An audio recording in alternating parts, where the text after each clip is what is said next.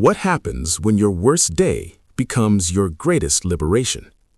At the heart of 1997's Nothing to Lose lies this very question.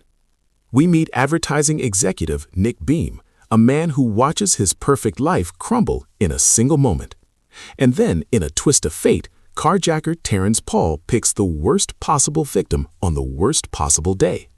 Feeling he has nothing left, Nick simply keeps driving, kidnapping his own kidnapper in an act of pure, unhinged despair. This accidental partnership between Tim Robbins and Martin Lawrence becomes the film's chaotic engine, exploring how desperation blurs the line between victim and aggressor. The story's hidden meaning is that our perception of loss is what truly gives it power. The vast Arizona desert becomes their crucible. Nick, still in his corporate suit, floors the gas pedal, dust billowing as Terrance screams in the passenger seat. It's a scene of raw, cathartic release. But the film's most infamous moment isn't just a gag, it's a baptism by fire. As a real tarantula crawls across Nick's face, Terrance becomes his unlikely guide, forcing him to confront a primal fear that symbolizes the total collapse of his life. It's here their dynamic irrevocably shifts from captor and captive to partners in survival, a bond forged in shared terror. This bond is then solidified when they are robbed by a pair of bullies, forcing them to rely on one another against a real, immediate threat. This raw authenticity wasn't an accident.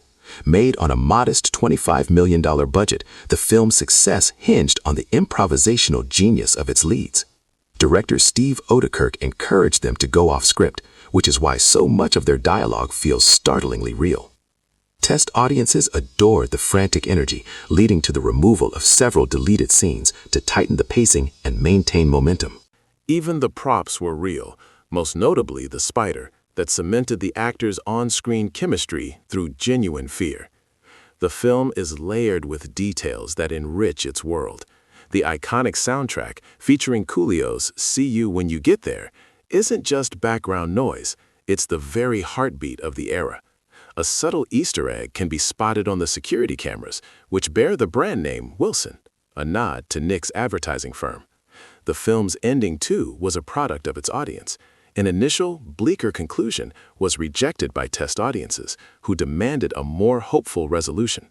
The finale we see today is a direct result of that feedback, offering not a return to normalcy, but a second chance. Nick and Terrance start a business together, a true partnership born from chaos. It's a powerful statement on economic anxiety driving desperate acts, a theme that remains profoundly relevant. For its brilliant performances, sharp writing, and enduring heart, the film earns a 92 out of 100. It proves that sometimes you must lose everything to find what you truly need.